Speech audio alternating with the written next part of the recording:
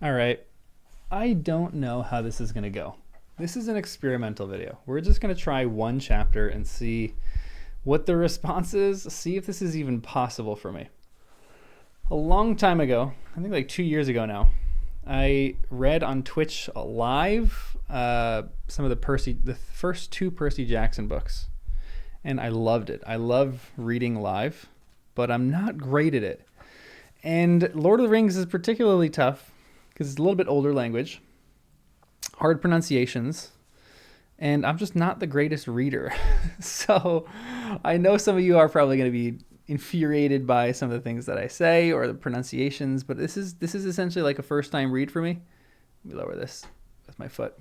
This is the first time read for me, and I'm just going to kind of read through this because we're on book 4, chapter 1, The Taming of Smeagol in the Two Towers. Never read this before.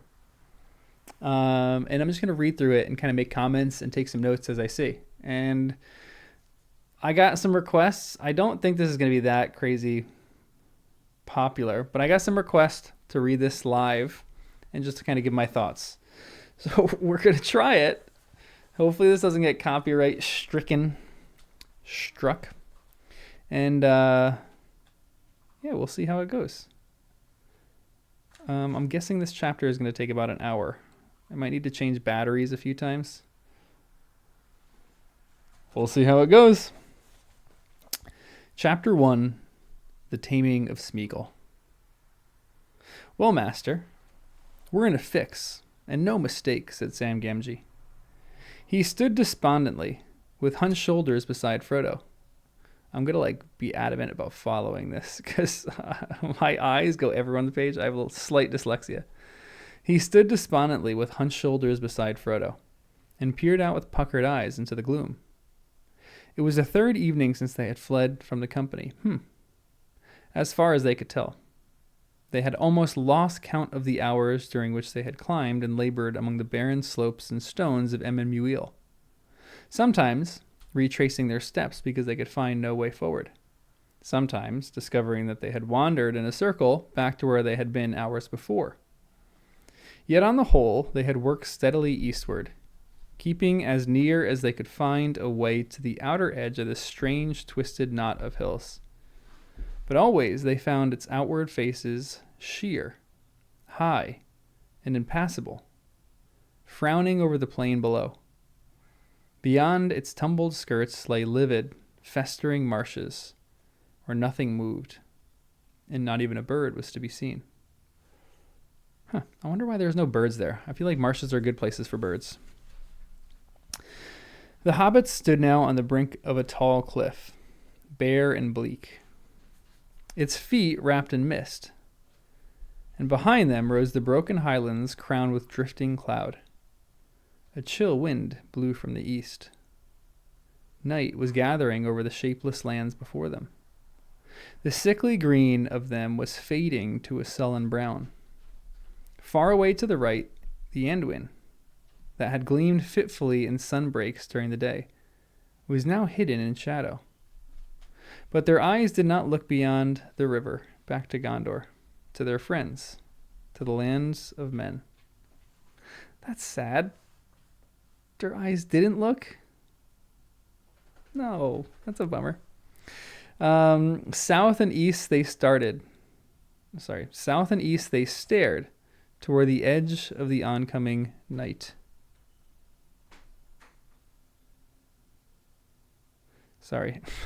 South and east they stared to where, at the edge of the oncoming night, a dark line hung, like distant mountains of motionless smoke. Every now and again, a tiny red gleam far away flickered upward on the rim of the earth and sky. What a fix, said Sam. That's the one place in all the lands we've ever heard of that, and we don't want to see any closer. And that's the one place we're trying to get. Hold on, time out. Are they seeing the Eye of Sauron? They stared to where at the edge of the oncoming night a dark line hung, like distant mountains of motionless smoke. Every now and again a tiny red gleam far away flickered upward on the rim of earth and sky. I don't think so. I think that's just the sun rising. I think that's just the sun rising on over Mordor. What a fix, said Sam. That's the one place in all the lands we've ever heard of that we don't want to see any closer. And that's the one place we're trying to get to. And that's just where we can't get, no how. We've come the wrong way altogether, seemingly. We can't get down. And if we did get down, we'd find all that green land a nasty bog. I'll warrant. Phew. Can you smell it? He sniffed at the wind. Yes, I can smell it, said Frodo. But he did not move, and his eyes remained fixed, staring out toward the dark line and the flickering flame. Mordor, he muttered under his breath. If I must go there, I wish I could come there quickly and make an end. He shuddered. The wind was chilly and yet heavy with an odor of cold decay. Well, he said, at last withdrawing his eyes, we cannot stay here all night. Fix or no fix, we must find a more sheltered spot and camp once more. And perhaps another day will show us a path. Or another. And another.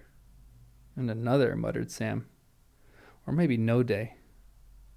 We've come the wrong way. Depressing.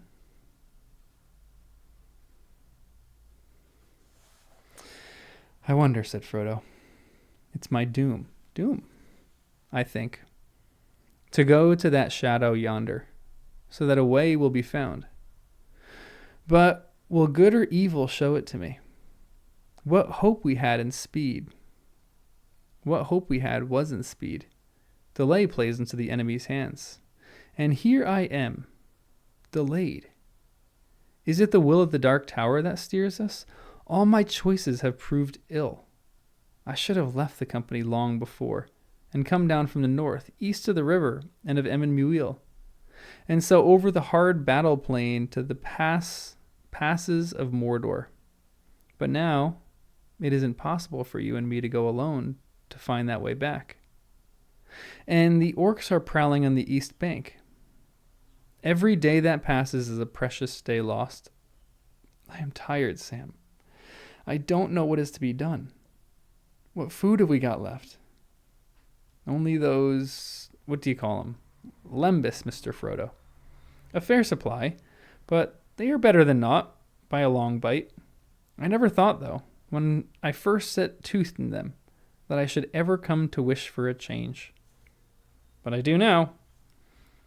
A bit of plain bread and half a mug of beer would go down proper. I've lugged my cooking gear all the way from the last camp, and what use has it been?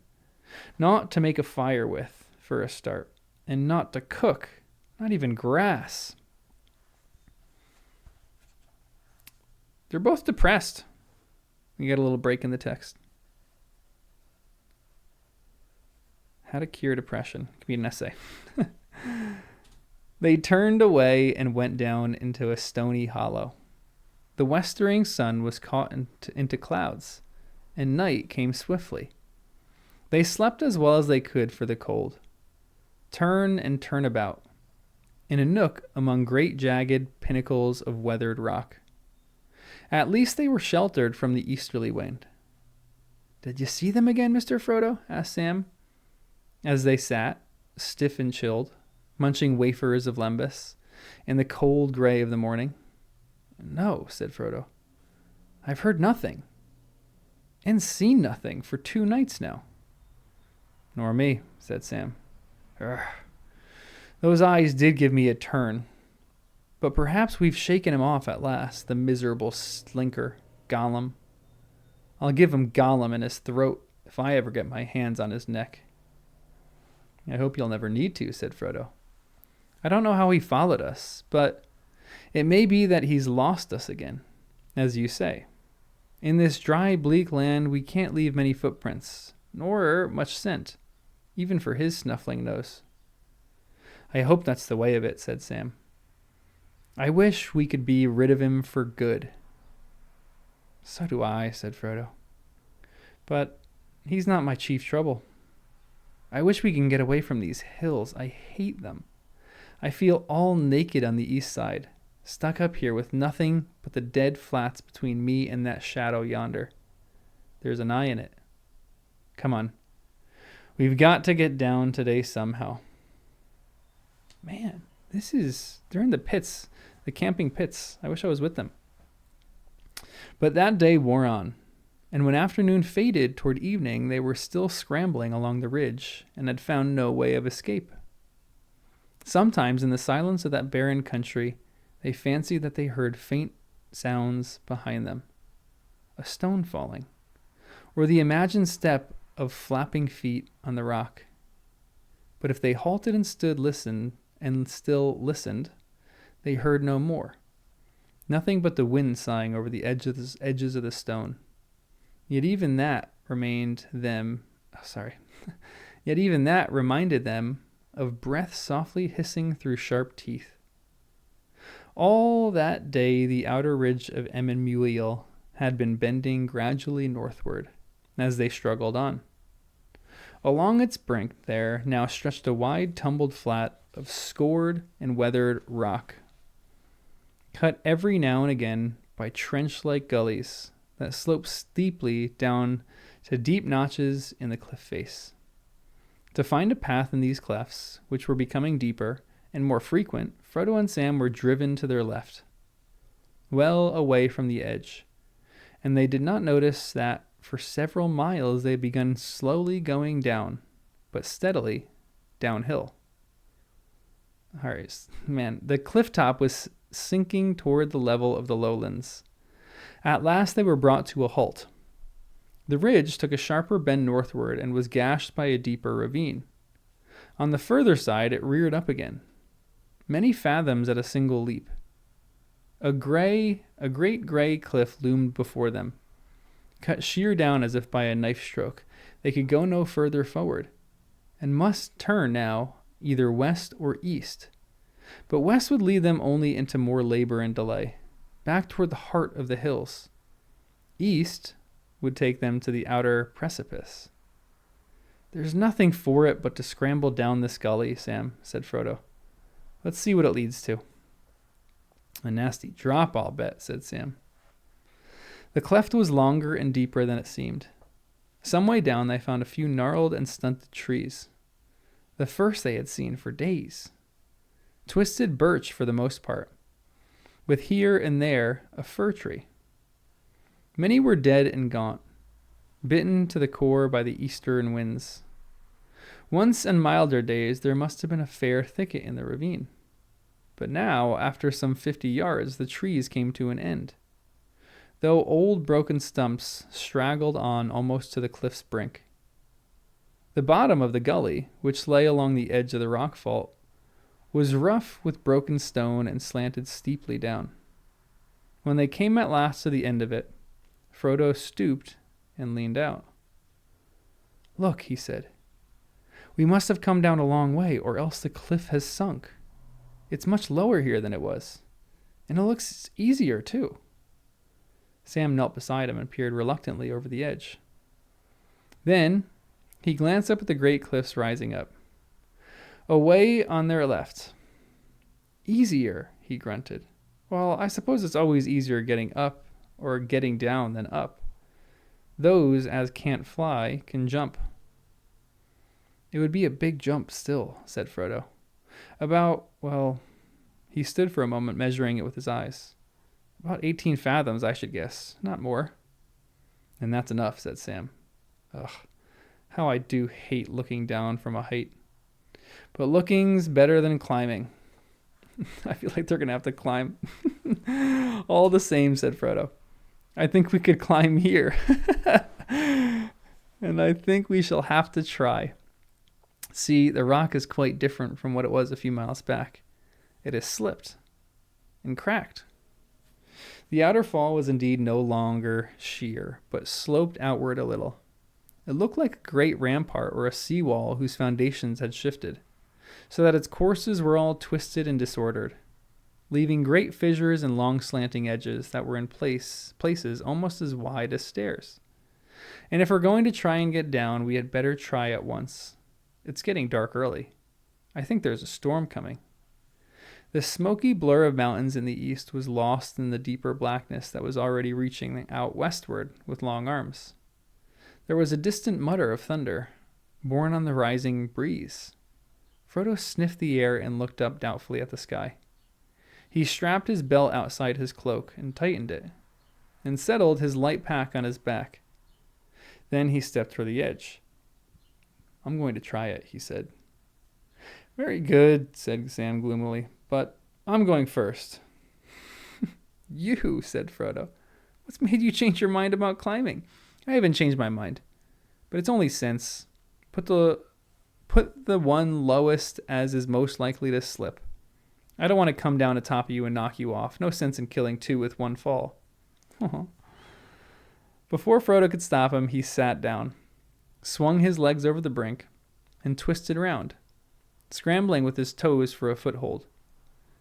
It is doubtful if he ever did anything braver in cold blood, or more unwise. No! That's an interesting note there. I'm just writing good note or good moment for Sam.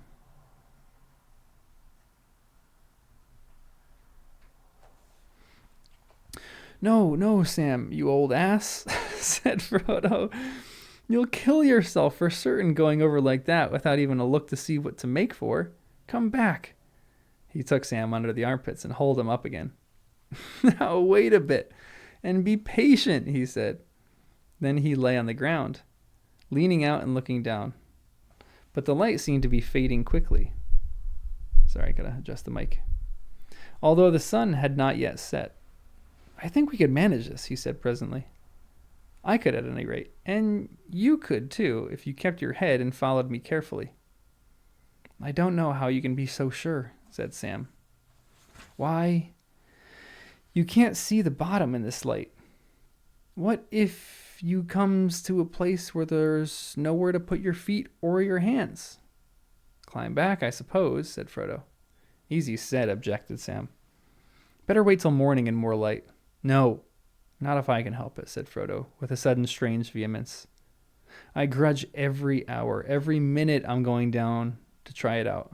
Or I grudge every hour, every minute. I'm going down to try it out. Don't you follow till I come back or call. Gripping the stony lip of the fall with his arms, or with his fingers, he let himself gently down, until his arms were almost at full stretch. His toes found a ledge. One step down, he said. Then the ledge broadens out to this right. I could stand there without a hold. His words were cut short. Ooh. The hurrying darkness now gathering great speed, rushed up from the east and swallowed the sky. There was a dry, splitting crack of thunder right overhead. Searing lightning smote down into the hills. Then came a blast of savage wind, and with it, mingling with its roar, there came a high, shrill shriek. The hobbits had heard just a cry far away in the marsh, the marish. The hobbits had heard such a cry far away in the marish as they fled from hobbits, and interesting, Nazgul. And even there in the woods of the Shire, it had frozen their blood. Out here in the waste, its terror was far greater. It pierced them with cold blades of horror and despair, stopping hearts and breath. Sam fell flat on his face. Involuntarily, Frodo loosened his hold and put his hands over his head and ears. He swayed, slipping and slithering down and wailing, slipping and slithering down with a wailing cry. Now, that's interesting because I think the whole book 3 takes like a week from start to finish. This is halfway through the week. There isn't an instance halfway through the week where they see the Nazgul or they like hear a Nazgul cry. I don't think. That would have been right in the middle of the battle of right in the middle of the Battle of Helm's Deep, I think. Interesting. Sam heard him and crawled with an effort to the edge. Master, master, he called. Master! He heard no answer. He found he was shaking all over, but he gathered his breath, and once again he shouted, "Master!" The wind seemed to blow his voice back into his throat. But as it passed, roaring up the gully and away over the hills, a faint answering cry came to his ears. All right, I'm here, but I can't see." Frodo was calling with a weak voice. He was not actually very far away. He had slid and not fallen, and had come up with a jolt to his feet on a wider ledge not many yards lower down. Fortunately, the rock face at this point leaned well back, and the wind had pressed him against the cliff, so that he had not toppled over. He steadied himself a little, laying his face against the cold stone, feeling his heart pounding. But either the darkness had grown complete, or else his eyes had lost their sight. All was black about him. He wondered if he had been struck blind. He took a deep breath. Come back, he heard Sam's voice out of the blackness above. I can't, he said. I can't find any hold. I can't move yet. It's interesting. This perspective shift is something that Tolkien hasn't done that often before. We were right in Sam's position, and now we're down at Frodo's. Perspective shifts. Not very often done with authors. Let's see how Tolkien does.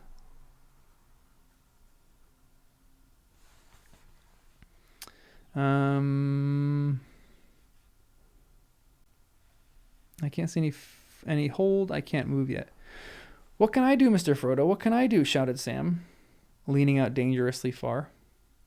Why could not his master see? It was dim, certainly, but not as dark as all that. He could see Frodo below him, a gray, forlorn figure splayed against the cliff, but he was far out of the reach of any helping hand. There was another crack of thunder, and then the rain came, in a blinding sheet mingled with hail. It drove against the cliff, bitter cold. I'm coming down to you, shouted Sam. Though how he hoped to help in that way he could not have said. No, wait, Frodo called back, more strongly now. I shall be better soon. I feel better already. Wait, you can't do anything without a rope. Rope, cried Sam, talking wildly to himself in his excitement and relief. Well, if I don't deserve to be hung on the end of one as a warning to numbskulls. You're nout, but a ninny hammer, Sam Gamgee. That's what the gaffer said to me often enough. It being a word of his. Rope. Stop chattering, cried Frodo, now recovered enough to feel both amused and annoyed. Never mind your gaffer. Are you trying to tell yourself that you've got some rope in your pocket? If so, out with it. Yes, Mr. Frodo, in my pack and all. Carried it hundreds of miles and I'd clean forgotten it. Then get busy and let an end down. Quickly, Sam unslung his pack and rummaged in it. There indeed at the bottom was a coil of the silken gray rope made by the folk of Lorien. He cast an end to his master. The darkness seemed to lift from Frodo's eyes, or else his sight was returning. He could see the gray line as it came down dangling, and he thought he had a faint sliver sheen. Now that he had some point in the darkness to fix his eyes on, he felt less giddy. Leaning his weight forward, he made the end fast round his waist, and then he grasped the line with both hands. Sam stepped back and braced his feet against a stump a yard or two from the edge. Half hauled, half scrambling, Frodo came up and threw himself on the ground. That's insane that Sam is just sitting there bracing himself. Like he's not tying it to a stump. That's dangerous. That is insane that he's doing that. Thunder growled and rumbled in the distance, and the rain was still falling heavily. The hobbits crawled away back into the gully, but they did not find much shelter there. Rills of water began to run down. Soon they grew to a spate that splashed and fumed on the stones, and spouted out over to the cliff like the gutters of a vast roof. I should have half drowned down there, or washed clean off, said Frodo. What a piece of luck you had, that rope. Better luck if I thought of it sooner, said Sam. Maybe you remember them putting the rope in the boats as we started off. In the Elvish country. I took a fancy to it, and I stowed a coil in my pack. Years ago, it seems. It may be a help in many needs, he said. Haldir, or one of those folk. And he spoke right. A pity I didn't think of bringing another length, said Frodo. But I had left the company in such a hurry and confusion. If only we had enough. We could use it to get down. How long is your rope, I wonder? Sam paid it out slowly, measuring it with his arms. 5, 10, 20, 30 ells, more or less, he said. Who'd have thought of it? Frodo exclaimed. Ah, who would, said Sam. Elves are wonderful folk. It looks a bit thin, but it's tough, and soft as milk to the hands. Packs close, too, and as light as light. Wonderful folk, to be sure. 30 ells, said Frodo, considering. I believe it would be enough. If the storm passes before nightfall, I'm going to try it. The rain's nearly given over already, said Sam. But don't you go doing anything risky in the dim again, said Mr. Frodo. And I haven't got over that shriek on the wind yet. If you have. Like a black rider, it sounded. But one up in the air. If they can fly. Dun dun dun. They probably can fly. I'm thinking we best lay up this crack till night's over. And I'm thinking that I won't spend another moment longer than I need stuck up on this ledge with the eyes of the dark country looking over the marshes, said Frodo. With that, he stood up and went down to the bottom of the gully again. He looked out. Clear sky was growing in the east once more. The skirts of the storm were lifting, ragged and wet, and the main battle had passed to spread its great wings over the Emyn Muil, upon which the dark thought of Sauron brooded for a while. Thence it turned, smiting the vale of Anduin with hail and lightning, and casting its shadow upon Minas Tirith with threat of war. Then lowering in the mountains and gathering it in its great spires, it rolled on slowly over Gondor and the skirts of Rohan, until far away the riders on the plains saw its black towers moving behind the sun. As they rode into the west, but here, over the desert and the reeking marshes, the deep blue sky of evening opened once more, and a few pallid stars appeared, like small white holes in the canopy above the crescent moon. It's good to be able to see again, said Frodo, breathing deep. Do you know, I thought for a bit that I had lost my sight. From the lightning or something else worse. I could see nothing at all, until the gray rope came down. It seemed to shimmer somehow. It does look sort of silver in the dark, said Sam. Never noticed it before, though I can't remember as I've ever had it out since I first stowed it. But if you're so set on climbing, Mr. Frodo, how are you going to use it? 30 ells, or say, about 18 fathoms. That's no more than your guess at the height of the cliff. Now, why couldn't he see anything? Was he just covered with mist? Is it something with the ring? I think I'm overthinking that. I think it's just a mist. He probably just couldn't see because it was all the mist and the fog. Frodo thought for a while. Just making sure it's still recording. Frodo thought for a while. Make it fast to that stump, Sam, he said. Then I think you shall have your wish this time and go first.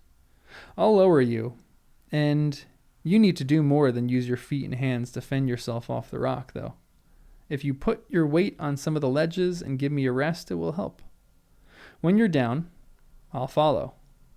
I feel quite myself again now. Very well, said Sam heavily. If it must be, let's get it over. He took up the rope and made it fast over the stump nearest to the brink. Thank you, Sam. And then the other end he tied about his own waist. Reluctantly, he turned and prepared to go over the edge a second time. Uh-oh. Here, a little break in the text. This is rock climbing 101. These guys are like dirtbags. You're becoming dirtbags. It did not, however, turn out half as bad as he had expected.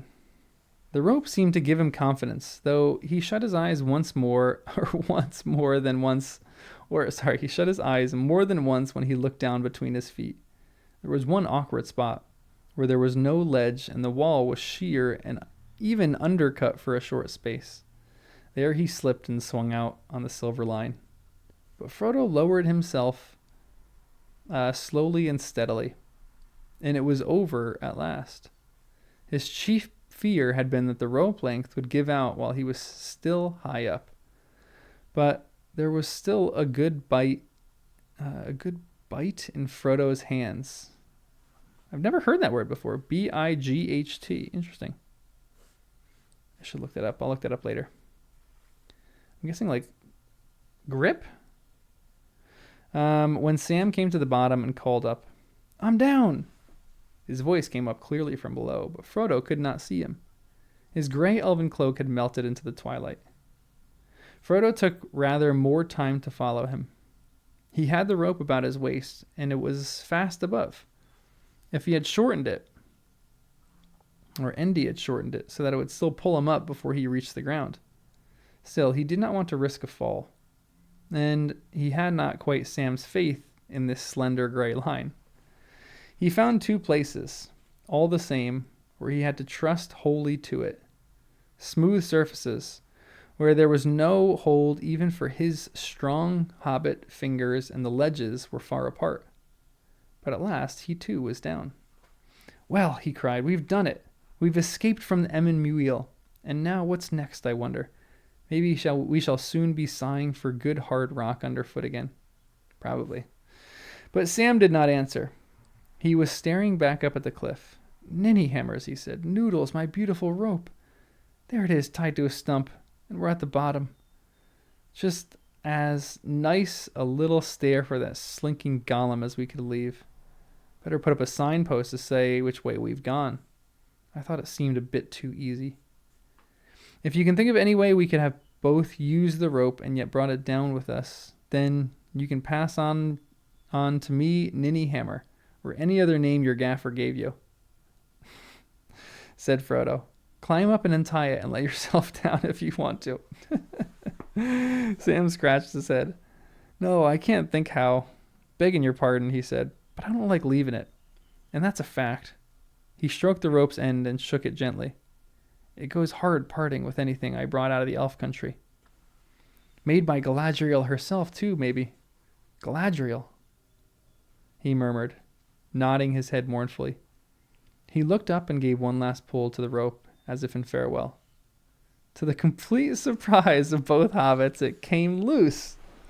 Sam fell over, and the long gray coil slithered gently down on top of him. Frodo laughed. "Who tied the rope?" he said. "A good thing it held as long as it did. To think that I trusted all my weight to your knot." Sam did not laugh. I may not be much good at climbing," said Mr. Frodo, he said in injured tones, "but I do know something about rope, and about knots. It's in the family, as you might say. Why, my granddad and my Uncle Andy after him. Him that was the gaffer's eldest brother. He had a rope walk over that tight field many a year, and I put as fast a hitch over the stump as any one could have done, in the Shire or out of it. Then the rope must have broken. Frayed on the rock edge, I expect." "I bet it didn't," said Sam in an even more injured voice. He stooped and examined the ends. "Nor it hasn't neither. Not a strand." "Then I'm afraid it must have been the knot," said Frodo. Sam shook his head and did not answer. He was passing the rope through his fingers thoughtfully. "Have it your own way, Mr. Frodo," he said at last. "But I think the rope came off itself when I called." He coiled it up and stowed it lovingly in his pack. "It certainly came," said Frodo, "and that's the chief thing. But now we've got to think of our next move. Night will be up on us soon. How beautiful the stars are, and the moon. I love that. They're taking minutes to recognize the beauty of the stars and the moon after terror that they just ensued. I'm so glad we're back with Frodo and Sam. It makes me so happy. Taking time to... Just making a note. Taking time to see beauty. They do cheer the heart, don't they? Said Sam, looking up. Elvish they are, somehow.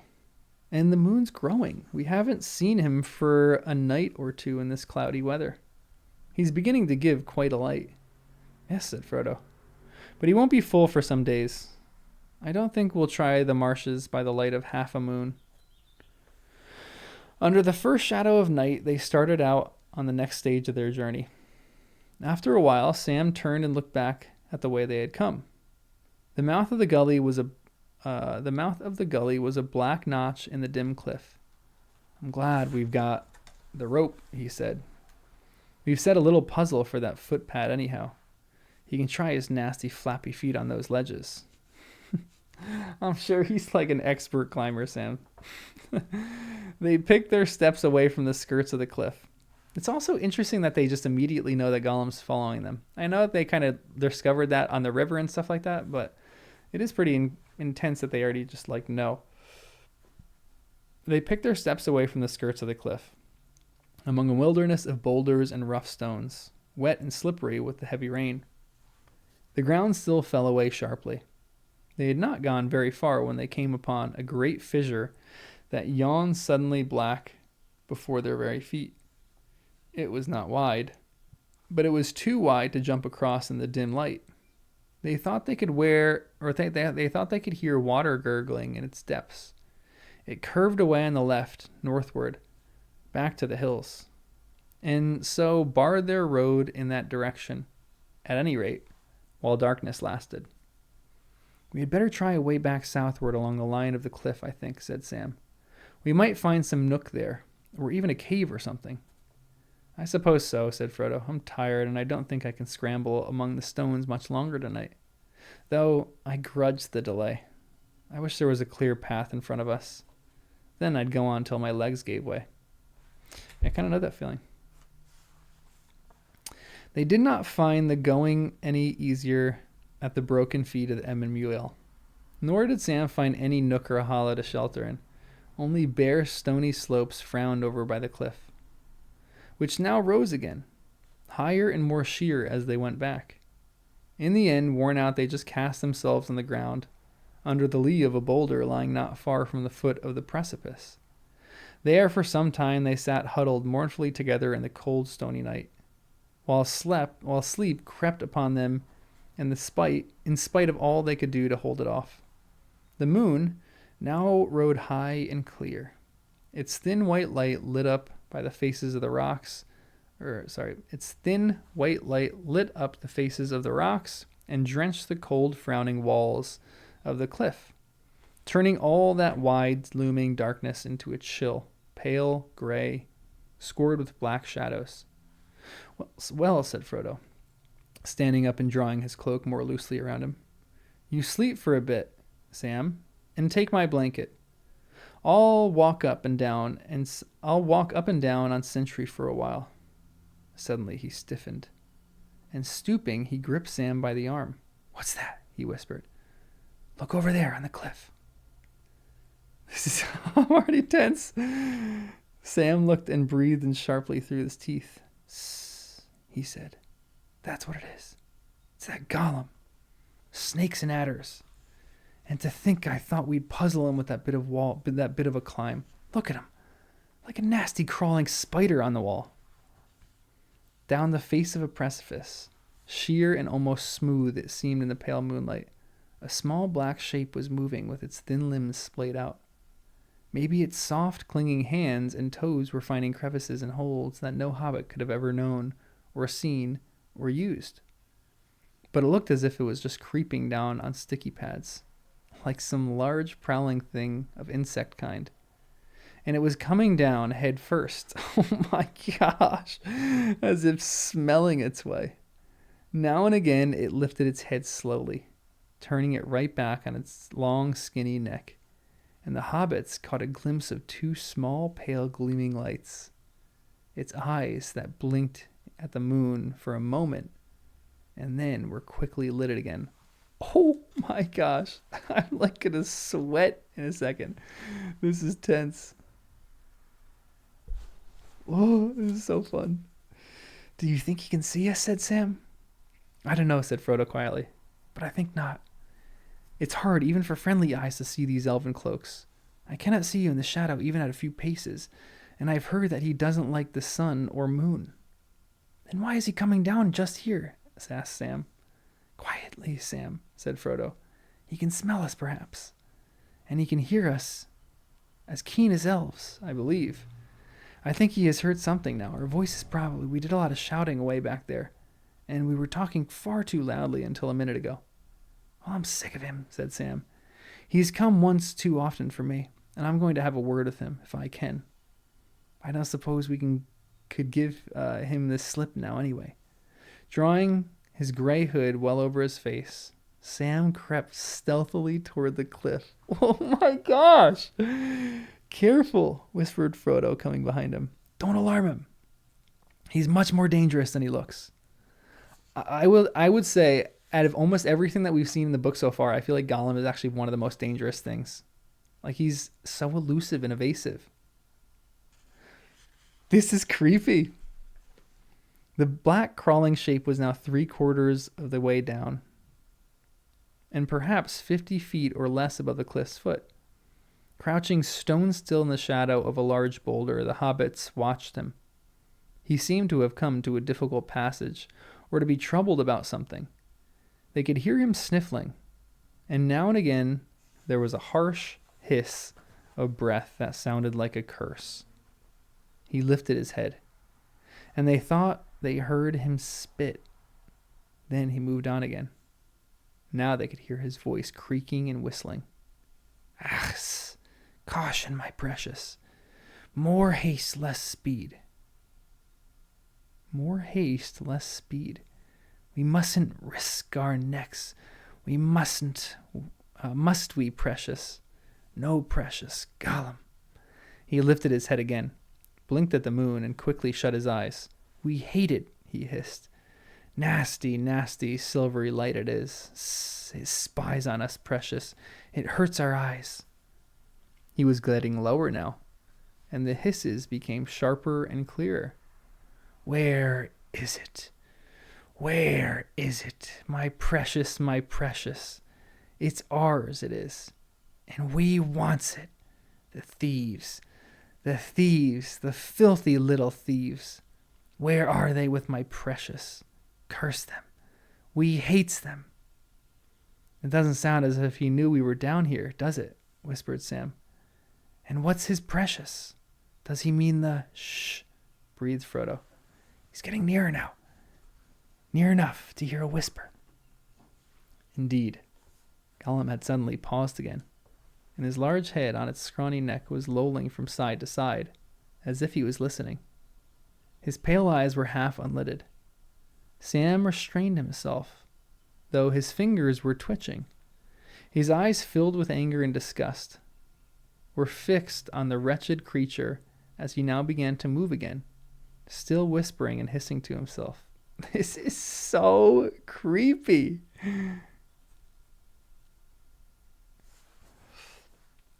At last he was no more than a dozen feet from the ground, right above their heads. From that point there was a sheer drop, for the cliff was slightly undercut, and even Gollum could not find a hold of any kind. He seemed to be trying to twist round, so as to go legs first, when suddenly, with a shrill whistling shriek, he fell. And he did so, and as he did so, he curled his legs and arms up round him, like a spider whose descending thread is snapped. Sam was out of hiding in a flash, and crossed the space between him and the cliff foot in a couple of leaps. Before Gollum could get up, he was on top of him. But he found Gollum more than he bargained for, even taken like that, suddenly off his guard after a fall. Before Sam could get a hold, long legs and arms were wound round him, pinning his arms in a clinging grip, soft but horribly strong, was squeezing him. Was squeezing him like slowly tightening cords. Clammy fingers were feeling for his throat. Then sharp teeth bit into his shoulder. and all he could do was butt his head hard round head. All he could do was to butt his hard round head sideways into the creature's face. Gollum hissed and spat, but he did not let go. Things would have gone ill with Sam if he had been alone, but Frodo sprang up and drew Sting from its sheath. With his left hand he drew back Gollum's head by the thin, lank hair, stretching his long neck and forcing his pale, venomous eyes to stare up at the sky. "Let go, Gollum," he said. "This is Sting. You have seen it before once upon a time. Let go or you'll feel it this time. I'll cut your throat." Gollum collapsed and went loose as wet string. Sam got up, fingering his shoulder, his eyes smoldering with anger. But he could not avenge himself. His miserable enemy lay groveling on the stones, whimpering. "Don't hurt us. Don't let them hurt us, precious. They won't hurt us, will they, little nice hobbitses? We didn't mean no harm, but they just jumps on us like cats on poor mices. They did, precious. And we're so lonely, Gollum. We'll be nice to them, very nice. If they be nice to us, won't we? Yes, yes." Dealing with someone with borderline personality disorder right now, or multiple personality disorder.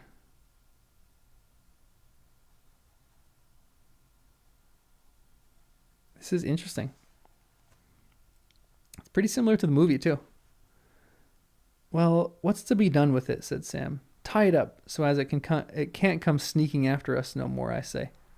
"But that would kill us," whispered Gollum, or whimpered Gollum. "Cruel little hobbitses, tie us up in the cold, hard lands and leave us? Gollum, Gollum." Sobs welled up in his gobbling throat. "No," said Frodo. "If we kill him, we must kill him outright. But we can't do that. Not as things are. Poor wretch. He has done us no harm."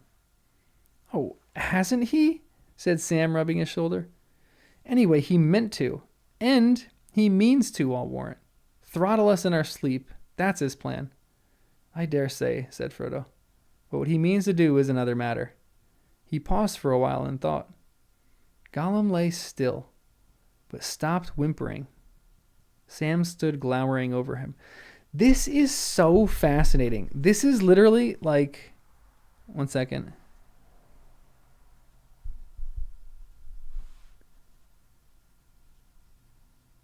This is like so many different conversations that I have with people about...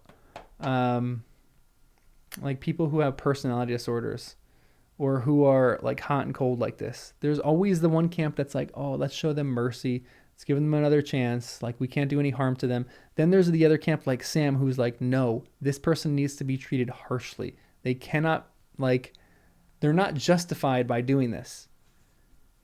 I might write an essay about that one.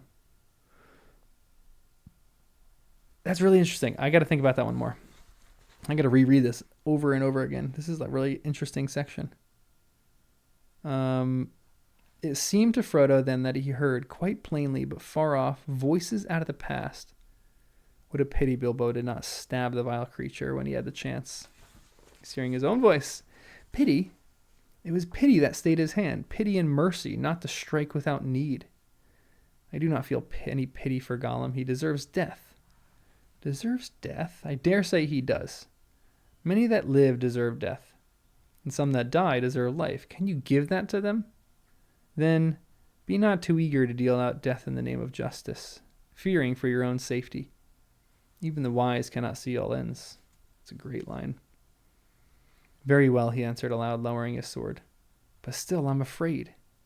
And yet, as you see, I will not touch the creature, for now that I see him, I do pity him.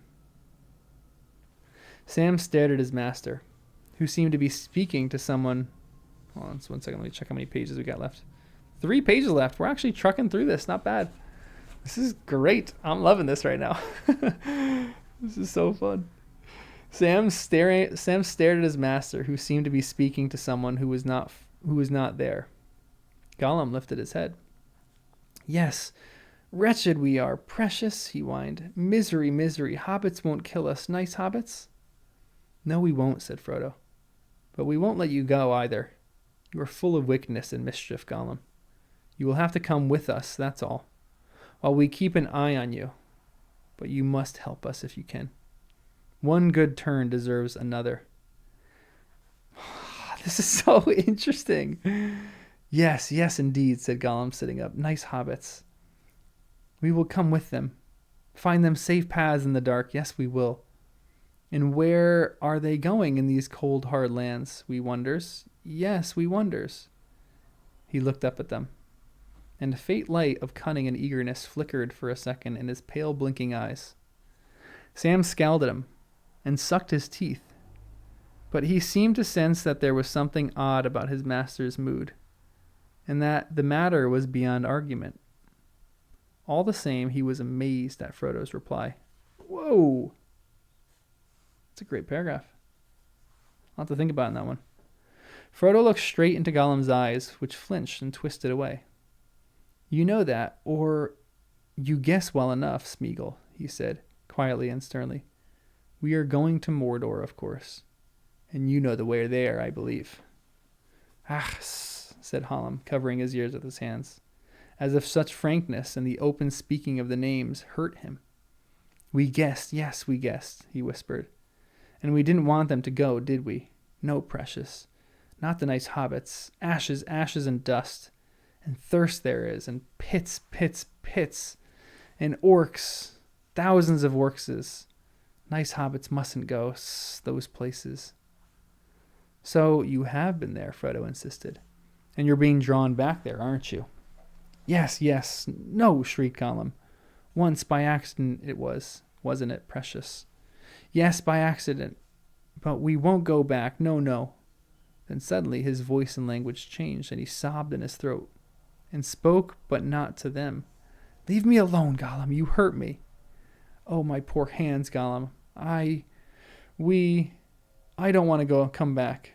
I can't find it. I am tired. We can't find it. Gollum. No, nowhere. They're always awake. Dwarves, men, and elves, terrible elves with bright eyes. I can't find it. Ah. He got up and clenched his long hands into a bony, fleshless knot, shaking it toward the east. We won't, he cried. Not for you. Then he collapsed again. Gollum, Gollum, he whimpered, with his face to the ground. Don't look at us. Go away. Go to sleep. Weird. So weird. He's already significantly weirder in the book than he is in the movie. How he switches between these things, these people in him. He will not go away or go to sleep at your command, Smeagol, said Frodo. But if you really wish to be free of him again, then you must help me. And that, I fear, means finding us a path toward him. But you need not go all the way, not beyond the gates of this land. Who's him? Are they talking about Sauron there? Gollum sat up and again looked at him under his eyelids. He's over there, he cackled. Always there. Orcs will take you all the way. Easy to find orcs east of the river. Don't ask Smeagol. Poor, poor Smeagol. He went away long ago. They took his precious, and he's lost now. Perhaps we'll find him again, if you come with us, said Frodo. No, never. He's lost his precious, said Gollum. Get up, said Frodo. Gollum stood up and backed away against the cliff. Now, said Frodo, can you find a path easier by day or by night? We're tired, but if you choose the night, we'll start tonight. The big lights hurt our eyes, they do, Gollum whined. Not under the white face, not yet, but it will go behind the hills soon. Yes, rest a bit first, nice hobbits. Then sit down, said Frodo, and don't move. Frodo's being firm here. I kind of like it. The hobbits seated themselves beside him, one on either side, with their backs to the stony wall, resting their legs. There was no need for any arrangement by word. They knew that they must not sleep for a moment. Slowly the moon went by. Shadows fell down from the hills, and all grew dark before them. The stars grew thick and bright in the sky above. No one stirred. Gollum sat with his legs drawn up, knees under his chin, flat hands and feet splayed on the ground. His eyes closed, but he seemed tense, as if thinking or listening. Frodo looked across at Sam. Their eyes met, and they understood. They relaxed, leaning their heads back and shutting their eyes, or seeming to. Soon the sound of their soft breathing could be heard. Gollum's hands twitched a little. Hardly perceptible, his head moved to the left and to the right. And first one eye and then the other opened a slit. The hobbits made no sign. Suddenly, with startling agility and speed, straight off the ground, with a jump like a grasshopper or a frog, Gollum bounded forward into the darkness. But that was just what Frodo and Sam had expected. Sam was on him before he had gone 2 paces after his spring. Frodo coming behind, grabbing his leg, and threw him. "Your rope might prove useful again, Sam," he said. Sam got out the rope. "And where were you off to live? Or where were you off to in the cold, harsh lands, Mr. Gollum?" he growled. "We wonders, aye, we wonders. To find some of your orc friends, I'll warrant. You nasty, treacherous creature. It's round your neck this rope ought to go. And a tight noose, too." Gollum lay quiet and tried no further tricks. He did not answer Sam, but gave him a swift, venomous look. "All we need is something to keep a hold on him," said Frodo. "We want him to walk, so it's no good tying his legs, or his arms. He seems to use them nearly as much. Tie one end to his ankle, and I'll keep a grip on the other." He stood over Gollum, while Sam tied the knot. The result surprised them both. Gollum began to scream, a thin, tearing sound, very horrible to hear. He writhed and tried to get his mouth to his ankle and bite the rope. He kept on screaming. It's just like a child. What is this? At last, Frodo was convinced that he was really in pain. He was actually convinced that he was in pain, but it could not be from the knot. He examined it and found that it was not too tight, indeed hardly tight enough. Sam was gentler than his words. Oh, that's a great line. All bark, no bite. Sam was gentler than his words.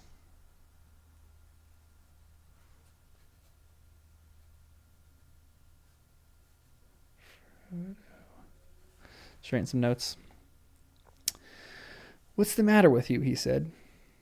"If you will try to run away, you must be tied.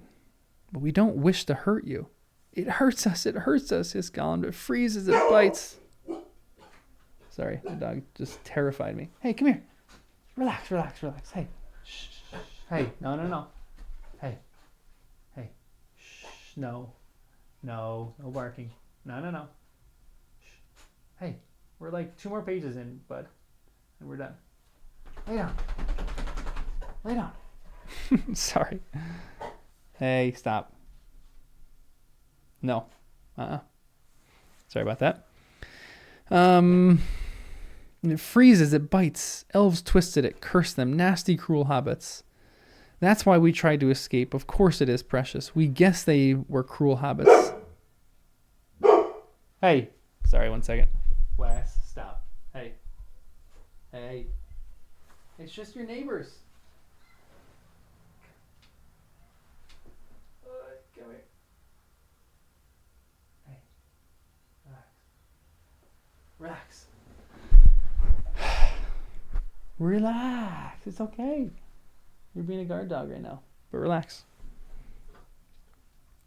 They visit elves, fierce elves with bright eyes. Take it off us. It hurts us. "No, I will not take it off you," said Frodo. "Not unless," he paused a moment and thought, "not unless there is any promise you can make that I can trust."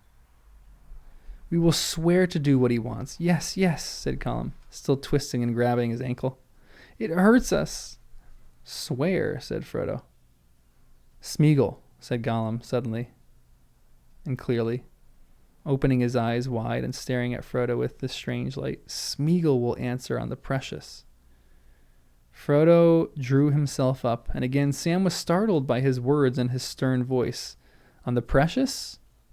How dare you, he said. Think.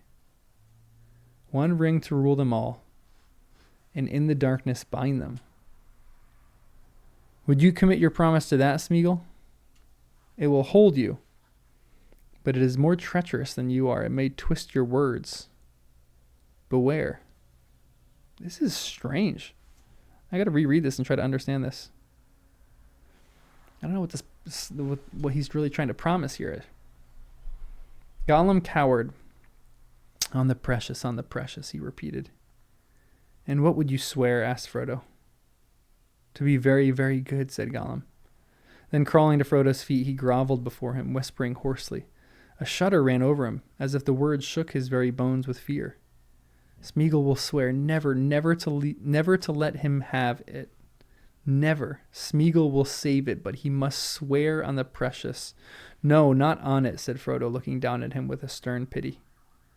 All you wish is to see it and touch it, if you can, though you know it would drive you mad. Not on it, swear by it, if you will, for you know where it is. Yes, you know, Smeagol. It is before you. This is insane. Frodo is being a little temptress right now. But he's being stern. For a moment, it appeared to Sam that his master had grown and Gollum had shrunk. That's a good line. This is so fascinating. A tall, stern shadow, a mighty lord who hid his brightness in gray clouds, and at his feet, a little whining dog. Yet the two were in some way akin and not alien. They could reach one another's minds.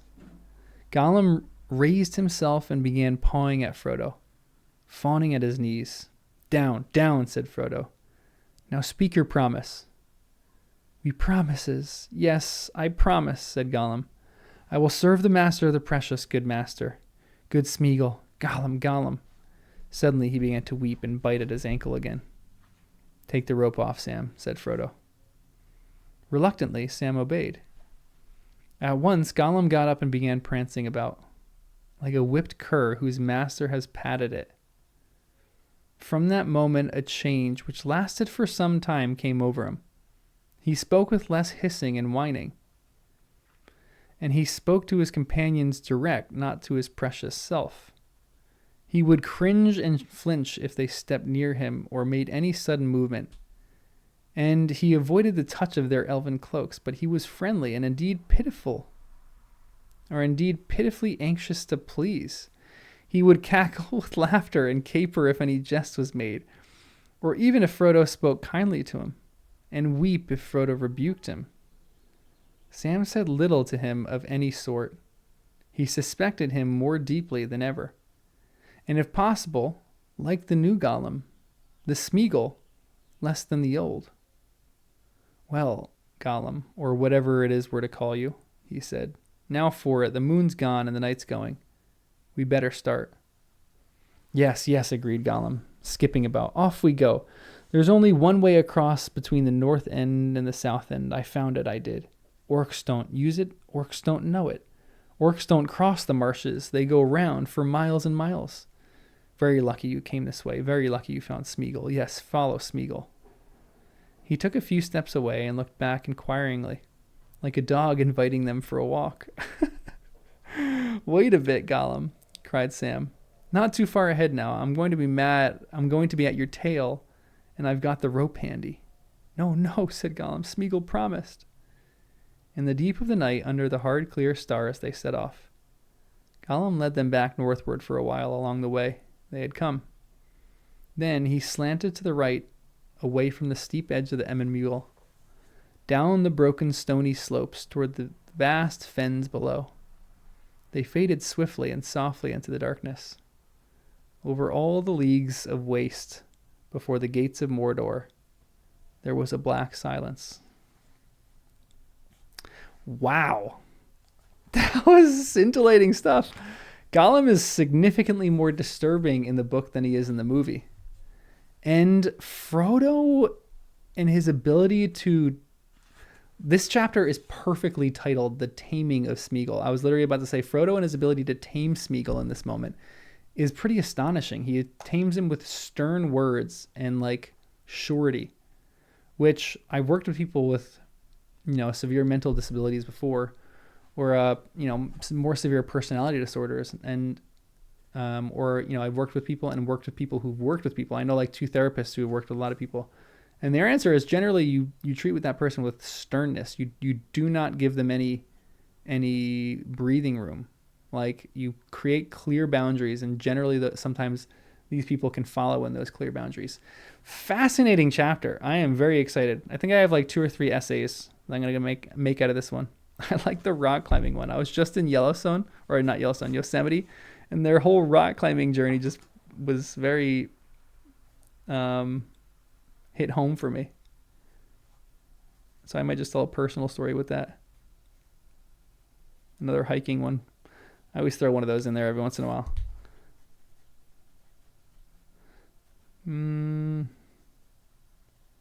Personality. I gotta figure out the right terminology for all that, but 1, 2. Wow, good chapter. Anyway, that was my reading. I'm not the greatest reader, but let me know if you guys actually like this or not. If this is like some passable thing that you don't really care that much about, I'll forego this and just kind of read this on my own. If you kind of like this, let me know. I'll probably keep doing it. So I'm going to publish this. This will come out on Thursday. It'll come out to members. This is a Tuesday now. It'll come out to members in about 20 minutes. Or like an hour after I check this over to make sure everything was good. So members, let me know how you guys like this. If, it's not even that great, I might just strike this before it's Thursday, but maybe I'll just let it breathe out till Thursday to see what other people think of it. And I'm going to start writing some essays about this. Really fascinating chapter. I can't wait to talk about this one.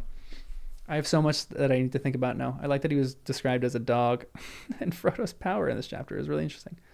Frodo is so much better in the books. Oh, so much better. And Sam is very, very different too. Anyway, I'll see you guys in the next one.